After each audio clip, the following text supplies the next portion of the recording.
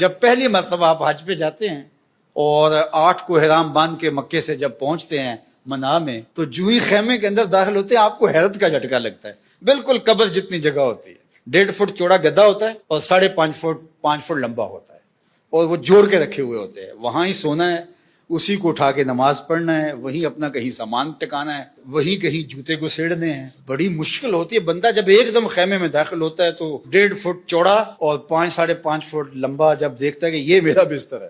چھوٹا سا خیمہ ہے تو یہاں بندے کتنے؟ اتنے بندے میں جی 45 بندے ہیں یہاں.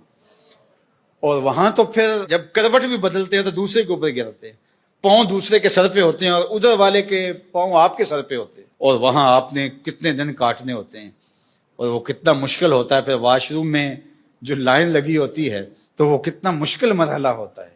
لیکن اس کے باوجود تکلیف سارے کاٹتے ہیں لیکن جنگ و جدل نہیں ہوتا، اس لیے کہ میرے رب نے کہا میرے بندو میرے دربار پہ آؤ، لڑنا نہیں ہے. یہ حج پہ اللہ تعالیٰ نے ہمارا امتحان لیا. عورت سے مقاربت اور دیگر جو چیزیں ہیں وہ تو حج کے علاوہ جائز ہیں، حج کے لیے منع کی گئی ہیں.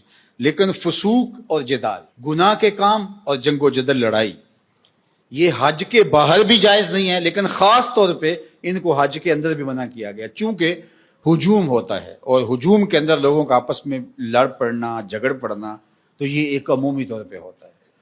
آپ میں سے جو لوگ دیہاتوں کے ہیں وہ اچھی طرح جانتے ہیں کہ ہمارے دیہاتوں میں میلے لگتے تھے. ہم جب چھوٹے ہوتے تھے تو ہر میلے پہ لڑائی ضرور ہوتی تھی، سر پھٹتے تھے اور آپس میں الجھاؤ ہو جاتا تھا. کیوں کہ جب لوگ جمع ہیں پھر اس میں لازمی ہوتا تھا، کبھی نہیں سنا تھا کہ میلہ ہو اور وہ کسی لڑائی پر منتج نہ ہوا، چھوٹی لڑائی ہو یا بڑی لڑائی ہو. کیوں؟ اس لیے کہ لوگ اتنے زیادہ ہوتے ہیں تو لڑائیاں ہوتی ہیں. اللہ اکبر. تو حج 40 لاکھ لوگوں کا اجتماع ہوتا ہے، کوئی لڑائی نہیں ہوتی. یہ کوئی چھوٹی بات تو نہیں ہے نا، یہ اسلام کی سچائی ہے. لوگ برداشت کرتے ہیں، راستہ دیتے ہیں. اللہ اکبر.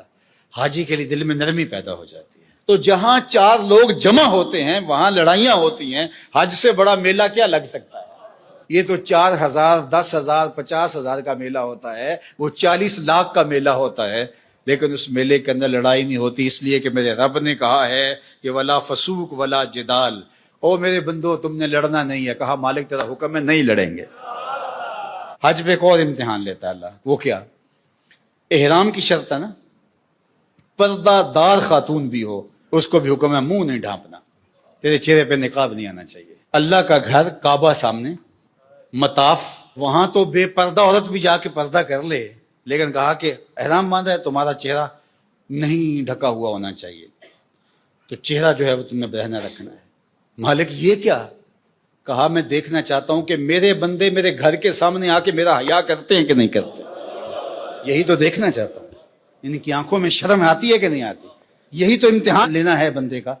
اور وہاں مجال ہے کہ کوئی کسی کی آنکھوں میں آوارگی آ جائے، کسی کی آنکھوں کے اندر بدکاری آ جائے. کیسی پاکیزگی ہوتی ہے، کیسی عفت ہوتی ہے.